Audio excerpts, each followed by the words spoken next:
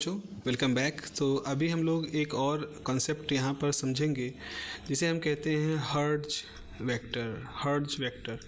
देखो हुआ क्या था कि चूँकि ये सब आफ्टर मैक्सवेल ये सब हर्ट्ज और लोग काम कर रहे थे, तो हर्ट्ज ने जब इस पूरी मैक्सवेल थ्योरी को देखा और उन्होंने चूँकि उसका पहली बार एक्सपेरिमेंटल वेरिफिकेशन भी किया था इलेक्ट्रोमैग्नेटिक थ्योरी का, तो हर्ट्ज के पास कुछ बहुत ही बढ़िया से आइडिया थे। उन्होंने बहुत ध्यान से देखा तो उन्होंने पाया कि जितनी भी मैक्सवेल की इक्वेशन, वेव इक्वेशन वगैरह को हम लोग देखते हैं ई के टर्म में, बी के टर्म में, हम अगर एक सिंगल वेक्टर जेड डिफ़ाइन करें, एक ख़ास तरीके से उसको डिफ़ाइन करें, तो हम उसकी सहायता से एक इक्वेशन, एक सिंगल वेव इक्वेशन बनाएंगे जो कि सिर्फ जेड के टर्म में होगी। अब इस जेड के अंदर ई बी सबकी प्रॉपर्टी होगी और इससे हम एक नए तरह का गेज भी डिफ़ाइन कर सकते हैं जिसको कि हम इलेक्ट्रो गेज कहेंगे। और ये गेज ऐसा होगा कि जनरल किस्म का गेज होगा जो कि जेड के टर्म में होगा, और इस गेज से हम जब चाहें तो जो सबसे यूजफुल हमारे पास गेज होता है लॉरेंज गेज, उसको हम कन्वर्ट कर सकते हैं। तो आइडिया क्या है? आइडिया ये है कि जो थ्योरी ऑलरेडी एग्जिस्ट कर रही थी मैक्सवेल की और मैक्सवेल की वेव इक्वेशन, वो सब उनको एक नए तरह के वेक्टर के टर्म में डिफ़ाइन करना। आप कहोगे फ़ायदा क्या है? फ़ायदा ये है कि ये वेक्टर जो है वो पूरी मैथमेटिकल सिचुएशन को रिड्यूस करके कुछ इक्वेशन में कन्वर्ट कर देता है। तो बजाय हमारा बिखराव जो ई और बी सब में अलग अलग है, तो हम उसको कन्वर्ट करके ले आए एक सिंगल वेक्टर में, जिसको कि नाम दिया गया हर्ट्ज वेक्टर, और उसको हम जेड से रिप्रेजेंट करते हैं। तो जेड वेक्टर, हर्ट्ज वेक्टर से हम पूरी इलेक्ट्रोमैग्नेटिक फील्ड को भी रिप्रेजेंट कर सकते हैं एक सिंगल वेक्टर से। ये इसका मेन मोटिवेशन है। ऐसा सवाल उठता है ना कि क्यों एक नया वेक्टर डिफाइन कर रहे हैं, because this is the reason. तो हम यहाँ पर लिख सकते हैं कि by using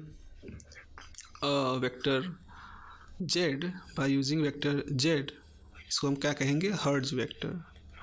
by using vector Z या Hertz vector, the whole complete जो है, the whole electromagnetic field, the whole electromagnetic field may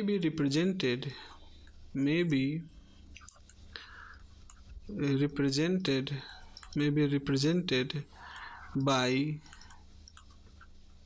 single vector j, may be represented by single vector j। अब कैसे होता है? तो देखो, for free space the Maxwell's equations are क्या होती है? del dot E is equal to 0, del dot B is equal to 0, del cross E is equal to minus del B by del T, del cross B is equal to mu naught epsilon naught del E by del T। तो ये हमारे पास एक equation हो गई, ये दूसरी हो गई, ये तीसरी हो गई, ये चौथी इक्वेशन हो गई। Also since del dot B is 0, so इसका मतलब है B डाइवर्जन लेस है, so B is equal to del cross A। ये भी हमें यहाँ पर डिफाइन करनी पड़ती है। अब हर्ट्ज क्या प्रपोज करते हैं? हर्ट्ज कहते हैं चलो एक वेक्टर प्रपोज करते हैं, तो यहाँ पे लिखेंगे हर्ट्ज proposed वेक्टर z, किस तरह का वेक्टर z एज ऐसे देते कहते हैं कि a is equal to mu naught epsilon naught delta z by del t। तो ये कहते हैं कि ऐसा मानो कि जो हमारा वेक्टर a है वो किसी वेक्टर जिसको कि नाम दिया गया हर्ट्ज वेक्टर, उसके टाइम डेरिवेटिव को म्यू एप्सिलॉन से मल्टीप्लाई करके निकाला जा सकता है। तो एक तरह से उन्होंने एक नया तरीका डिफ़ाइन किया स्केलर पोटेंशियल, वेक्टर पोटेंशियल को डिफ़ाइन करने का। अब हम सोचते हैं कि ये नया तरीका क्यों डिफ़ाइन किया गया होगा, क्योंकि मैंने आपको पहले बताया कि वेक्टर पोटेंशियल और scalar potential they are the mathematical terms, उनके थ्रू हम फील्ड निकालना हमारा असली मकसद है, बी और ई को निकालना हमारा मकसद है। अब इन टूल को यानी ए और साई को हम किसी भी तरह से जनरेट कर सकते हैं, बशर्ते वो Gauss transformation equation, gauge freedom वगैरह को वो फॉलो कर रहे हो। तो इसी छूट के तहत, इसी फ्रीडम के तहत, इसी सुविधा के तहत हमने ए को एक नए वेक्टर के डेरिवेटिव के रूप में डिफाइन करना शुरू कर दिया। अब आप कहोगे हम क्यों मान लें कि ये सही है, ऐसा ही होगा? तो ठीक है, कोई बात नहीं, ज़रा इसको हम बाकी जो मैक्सवेल्स इक्वेशन है उनसे साथ देखते हैं, कंपेटिबिलिटी उनकी चेक करते हैं और देखते हैं हम कैसे लिख सकते हैं इसको। ओके, ये हमारा लॉजिक है इसके पीछे। So we may write B, क्या लिख सकते हो? बी बराबर लिख सकते हो डेल क्रॉस, अब ए की जगह पे आप रखो mu naught epsilon naught del Z by del T, इस तरह से रख दो। ऐसा रखोगे तो आपको क्या होगा, म्यू नॉट एप्सिलॉन नॉट तो ऐसे रहेगा, डेल बाई डेल टी रहेगा, और आपको आ जाएगा डेल क्रॉस जेड, ऐसे आ जाएगा, क्योंकि ये डेल जो है ये जेड पे अप्लाई हो जाएगा। तो हमने बी का ये फार्मूला निकाल लिया। तो बी का फार्मूला क्या आया, mu epsilon del by del T del cross Z, also by third Maxwell's equation, also by third Maxwell equation. Third Maxwell equation क्या थी, del cross E is minus del by del T of B, ये हम लिख सकते हैं minus del by del T of mu naught epsilon naught del by del T of del cross Z, ये आ गया हमारे पास। तो आप del cross E is equal to minus mu epsilon del two by del T square del cross Z. Okay, यहाँ से आप लिख सकते हो del cross E is equal to minus mu epsilon, और ऐसे लिखें, हम इसे लिखते हैं डेल बाहर निकाल दें cross mu epsilon del two Z by del T square, चूँकि ये जो डेल बाई डेल टी है वो जेड पे अप्लाई होगा, तो आपने बाहर निकाल दिया। जब बाहर निकाला, इधर देखो इधर देखो, इधर भी डेल है इधर भी डेल है, तो ऑन कंपेयरिंग बोथ साइड, इसको मैं यहाँ लिख रहा हूँ बगल में, इसको मैं यहाँ लिख रहा हूँ, on comparing both sides, on comparing both sides, तो आप लिखोगे ई है, ई किसके इक्विवेलेंट है, minus mu epsilon del two Z by del T square. तो इस तरह से एक चीज़ आपने ये देखी कि आप इलेक्ट्रिक फील्ड को और मैग्नेटिक फील्ड को, मैग्नेटिक फील्ड का ये फार्मूला है, मैग्नेटिक फील्ड के लिए तो ये फार्मूला था, ये वाला फार्मूला है, और इलेक्ट्रिक फील्ड के लिए यहाँ पर ये फार्मूला आ गया। तो इस तरह से बच्चों हम ये देख पा रहे हैं कि हम इस नए वेक्टर को कैसे एक्सप्लेन कर पा रहे हैं। इस नए वेक्टर को हम एक्सप्लेन कर ले जा रहे हैं ई के टर्म में भी और बी के टर्म में भी, मतलब ई और बी को हम जेड के थ्रू एक्सप्लेन कर ले जा रहे हैं। अब हम क्या करेंगे, अब ऐसा करिए, जो बी की वैल्यू आपके पास है, अब तो आपने ई निकाल लिया, ई तो आपने यहाँ से निकाल लिया, एक इक्वेशन और है हमारे पास जो चौथी मैक्सवेल इक्वेशन है, चलो इसको भी यूज करके देख लेते हैं। इसको भी यूज करके देखने का मतलब है इसमें भी रख के देख लेते हैं कि क्या निकल के आता है हमारे पास, हमारा जो फार्मूला है वो किस तरह से बन के आता है। तो अब आप क्या करोगे, कुछ हम लिखते हैं, एक मिनट, नए पेज पे चले जाते हैं। बाई फोर्थ क्या है हमारे पास, बाई फोर्थ मैक्सवेल इक्वेशन क्या हो गया, del cross B is mu naught epsilon naught del E by del T, ये होता है। तो आपने बी की क्या रखा है, बी बराबर आपने रखा है mu naught epsilon naught del by del T del cross Z, देखना अपनी कॉपी में, is mu epsilon del E by del T, ये आपके वेक्टर हैं, ठीक है। अच्छा, अब क्या करोगे, एक चीज़ तो साफ साफ देखो, ये तो कांस्टेंट है तो हमेशा भी कैंसिल हो सकते हैं। अब ऐसा करें, क्या करें कि del E by del T लिख दें और इधर लिख दें del cross del by del T del cross Z. तो इसको ऐसे भी लिखा जा सकता है, इसको लिखा जा सकता है कि del E by del T तो आपके पास है, और यहाँ आपके पास है डेल बाई डेल टी अंदर ब्रैकेट में डेल क्रॉस जेड, ये है। तो क्या ये दोनों कैंसिल हो सकते हैं, इक्विवेलेंट हो जाएंगे? तो ई किसके इक्विवेलेंट हो गया? डेल क्रॉस जेड, इसके इक्विवेलेंट हो गया। और इस तरह का जो फॉर्मूला होता है उसमें हम लोग लिखते हैं कि ई बराबर इसका लिखा जाता है कि del dot Z minus del square Z. ये कैसे आया, ये कहाँ से आया? ये एक वेक्टर कैलकुलस का फॉर्मूला होता है कि अगर आप कर्ल ऑफ कर्ल निकालते हो तो इस तरह का फॉर्मूला वहाँ पर लिख सकते हो। तो अब आपके सामने दो सिचुएशन आ गई हैं। सिचुएशन क्या आई हैं? एक तो आपने अभी अभी ई की वैल्यू निकाली है, आपने अभी अभी जो ई की वैल्यू निकाली है वो क्या निकाली है? Vector E is equal to minus mu epsilon del two Z by del T square. एक तो अभी आपने ये निकाला, इक्वेशन नंबर 3 से ये निकला था, और इक्वेशन नंबर 4 से हमारे पास ये इक्वेशन आ गई। तो अब हम दोनों को इक्वेट कर सकते हैं। तो यहाँ पे लिखा है कि also by both the values of E we get, by both the values of E what we get, हमारे पास हो जाएगा minus del this del A by del T is equal to क्या हो जाए?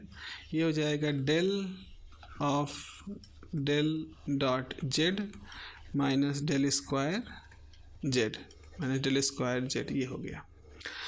ठीक है, अब हम क्या लिख सकते हैं? As A is equal to mu epsilon del Z by del T होता है, तो ये हो जाएगा आपके पास माइनस, अगर हम यहाँ रख देंगे तो अब सीधे लिख दे रहे हैं mu epsilon D two A by D T square minus del psi is equal to del dot Z minus del square Z.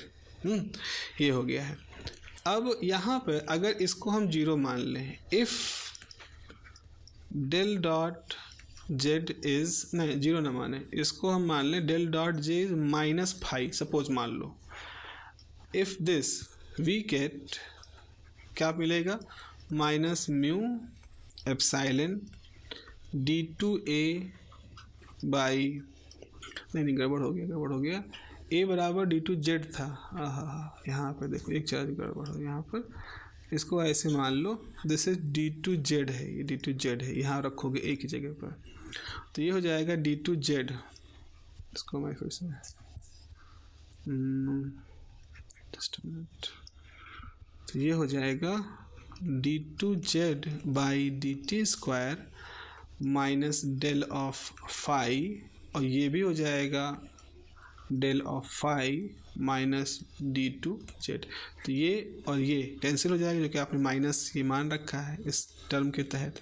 तो इस कंडीशन के तहत हमने इक्वेशन सिंप्लीफाई कर दिया, और सिंप्लीफाई होकर के क्या आया हमारे पास आ गया del two Z minus mu epsilon del two Z by del T square 0 और d'Alembertian operator is equal to 0, जो कि एक वेव इक्वेशन है इन टर्म ऑफ जेड।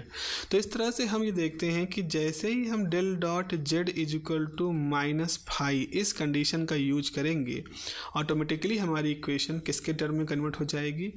वो कन्वर्ट हो जाएगी वेव इक्वेशन ऑफ जेड के टर्म में। तो ये एक तरह की गॉज है, इस कंडीशन को लगाते ही हम सिंप्लीफाई कर गए, तो हमें जो अटके हुए थे इस फाई के चक्कर में, उससे हमको मुक्ति मिल गई और हमारी इक्वेशन वेव फंक्शन के रूप में आ गई।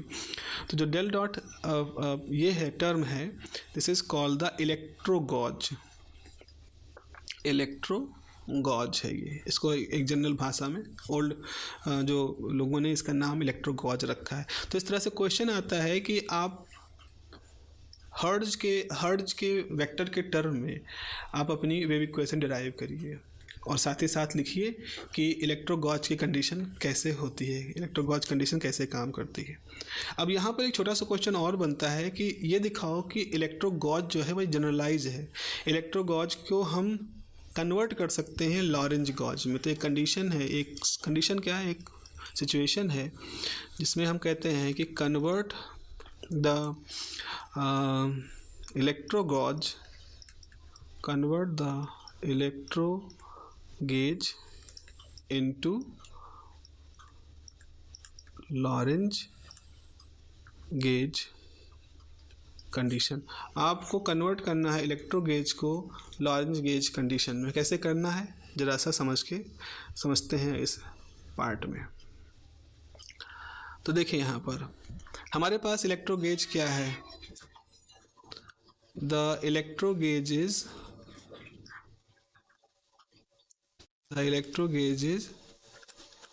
Del dot J is equal to minus this, वह फंक्शन साई है,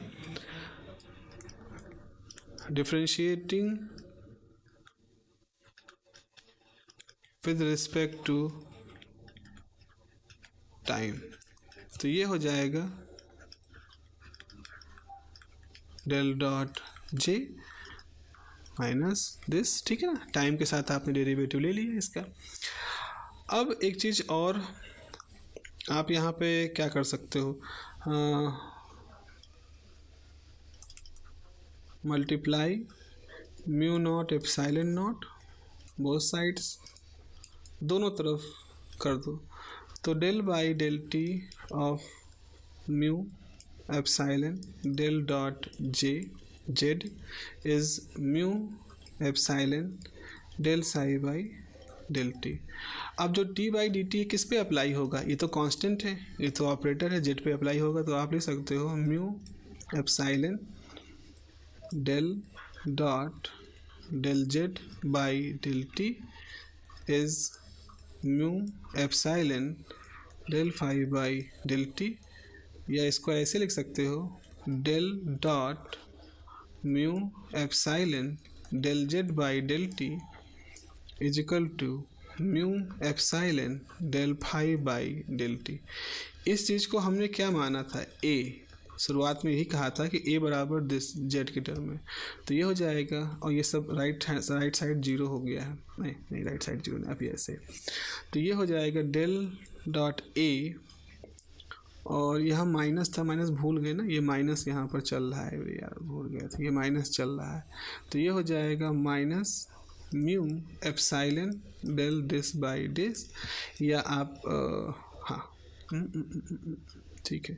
तो ये हो जाएगा del dot A plus mu epsilon del this is equal to zero. This is nothing but the Lorenz gauge condition, this is the Lorenz gauge Lorenz gauge है। तो इस तरह से बच्चों हमने देखा है कि with the help of this electro gauge, जो कि हर्ट्ज वेक्टर के टर्म में एक्सप्लेन किया जाता है, उसकी सहायता से हम लॉरेंज गेज में कन्वर्ट कर सकते हैं। तो it's a general kind of thing, ठीक है। So this is all about इस पर्टिकुलर सेक्शन के लिए गेज थ्योरी में। अब इससे ज़्यादा कुछ नहीं पूछा जाना है। एक और चीज़ है जो कि आपसे पूछी जाती रहती है, वो है कि लॉरेंज फोर्स कंडीशन है, इसको आप कैलकुलेट करिए, लॉरेंज फोर्स कंडीशन को कैलकुलेट करिए in term of the vector potential and scalar potential. तो ये हम एक इक्वेशन यहाँ पर लिख सकते हैं। तो एक और हेडिंग यहाँ पर हम लिख सकते हैं लास्ट टॉपिक इस यूनिट का, वो ये है कि calculate the Lorentz force condition in terms of vector potential and scalar potential। तो लॉरेंज फोर्स कंडीशन को पता करिए ए और फाई के टर्म में। अब हमें मालूम है कि लॉरेंज फोर्स में क्या होता है कि जैसे मान लो कहीं पर कोई इलेक्ट्रिक फील्ड है, तो एक इलेक्ट्रिक फील्ड यहाँ लगी हुई है, ये ई है ना। और मान लीजिए जस्ट फॉर इंस्टेंट यहाँ पर कोई मैग्नेटिक फील्ड भी लगी हुई है, परपेंडिकुलर, कोई भी डायरेक्शन हो सकती है, बी है, अब ये मान लो कि कोई चार्ज जो इसके अंदर एंटर करता है, ई और बी दोनों चार्ज किसी एंगल पर चार्ज, तो जैसे चार्ज यहाँ एंटर करेगा तो उस पर ई और बी दोनों फोर्स लगाएंगे, और वो जो फोर्स होता है एफ, उसी को लॉरेंज फोर्स कहते हैं। तो लॉरेंज फोर्स क्या होता है, किसी इलेक्ट्रिक और मैग्नेटिक फील्ड की प्रेजेंस में जब कोई चार्ज मूव करता है तो चार्ज उन दोनों कंबाइंड फील्ड में जो फोर्स एक्सपीरियंस करता है, that force is the Lorentz force. ये इसका ऑफिशियल डेफिनीशन है। तो यहाँ पे लिखेंगे व्हेन अ चार्ज, कोई भी चार्ज, हम पॉजिटिव चार्ज ले रहे हैं, when a charge Q is moving from moving in E and B, moving in E and B, तो the force experienced by it is Lorentz force, और वो force होता है F is equal to Q time V cross B is equal to Q time E। ये हो गया हमारे पास force. सो अब हमारे पास क्या होता है, अब हम कैसे इस इक्वेशन को ही हमें कन्वर्ट करना है। So by the concept of, कौन सा कॉन्सेप्ट है, by the concept of B and, एक minute, by the concept of B and E in terms of A and phi, we have B is equal to del cross A और E is equal to minus del phi del A by del T। ठीक है, ये है हमारे पास। तो अब हम क्या करेंगे, substituting these equations in equation 1, substituting these equations in equation 1। तो अब आपको E और B की जो वैल्यूज़ हैं इनको इक्वेशन नंबर 1 में रखना है। तो आपके पास F हो जाएगा Q टाइम V, क्या करना पड़ेगा, Q टाइम E रखना। पहले तो हम ये Q की E की वैल्यू रख दें और फिर हम B की जगह पर यहाँ पर रख देते हैं। ठीक है, तो Q है, E की जगह पे आप रख दोगे minus del psi minus del A by del T plus हो जाएगा V cross del cross A। ठीक है ना, ये तो B की वैल्यू है और ये E की वैल्यू है, Q बाहर ले लिया है। ठीक है, ये हो गया हमारे पास। तो अब इसको हम कैसे लिख सकते हैं, Q time minus del phi minus del A by del T। इसको अगर हम क्रॉस प्रोडक्ट है, ये तीन अलग अलग चीज़ें हैं, तो इसका हो जाएगा del of V dot A minus V dot del of A। ये हो गया हमारे पास। तो ये इक्वेशन हमारे पास आ जाएगी। आई होप इसमें देख लें एक बार फिर से, ठीक है ना। तो ये हो गई del A by del T की कंडीशन, ये कंडीशन एक साथ, हाँ ठीक है। अब इसको हम रीअरेंज कर लें, तो Q time minus del this और plus del of V dot A एक तरफ कर दें और क्या करें, और माइनस को कॉमन ले लें अगर, तो del A by del T, ये इसको यहाँ ले लिया और इसको यहाँ ले लेंगे, तो ये जाएगा plus V dot del A, ये हो जाएगा। तो इस तरह से हमारे पास कुछ इक्वेशंस आ गई, मेरे ख्याल से ये हो गया, सब कुछ छूटा तो नहीं है। ठीक है, ये हो गया।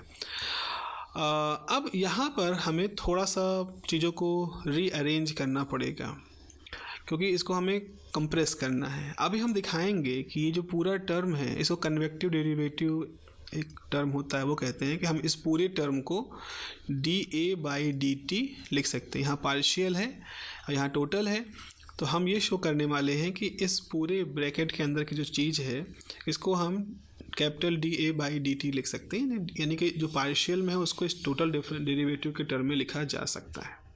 ये हमें प्रूफ करना है।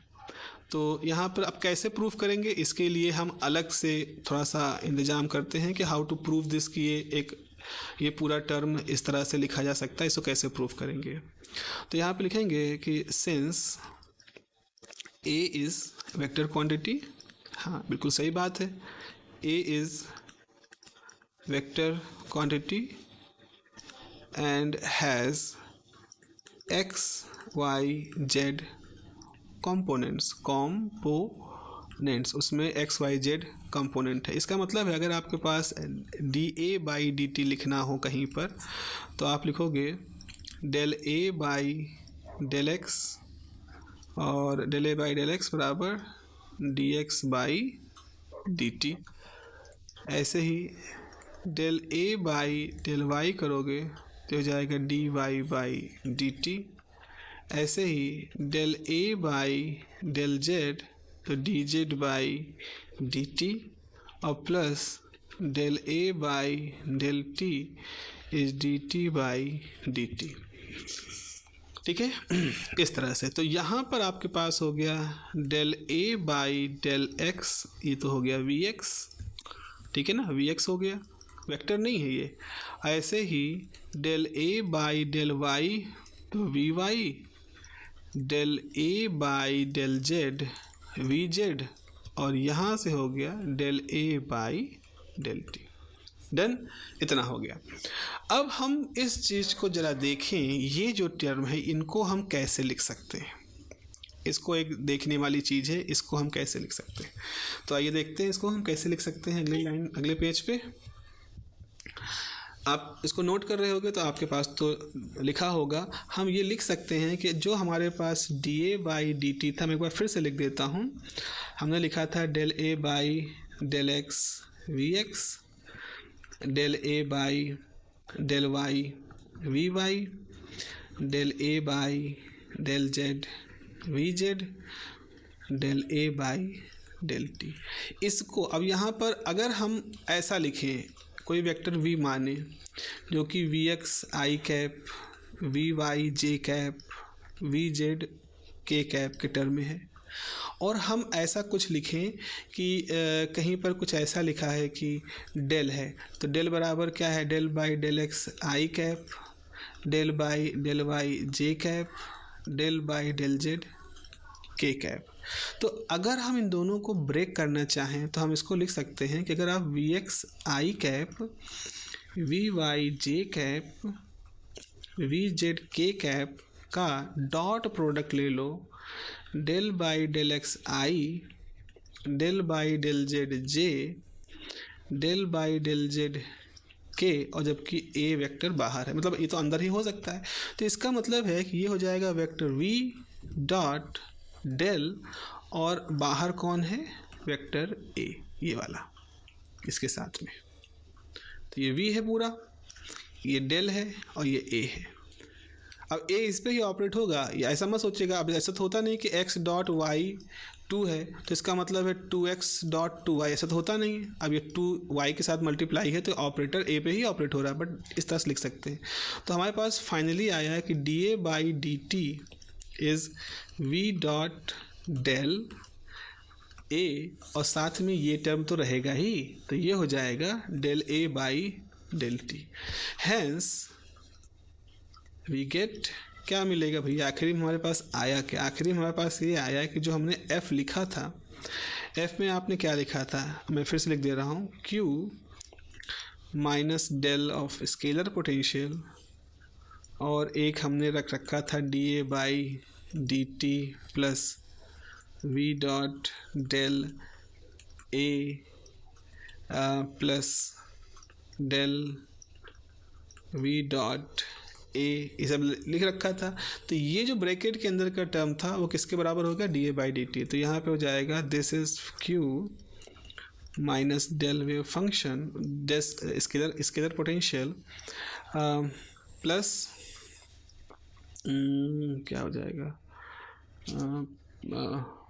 Plus del V dot A, ये माइनस हो जाएगा ना, तो minus d A by D t, इस तरह से जाएगा।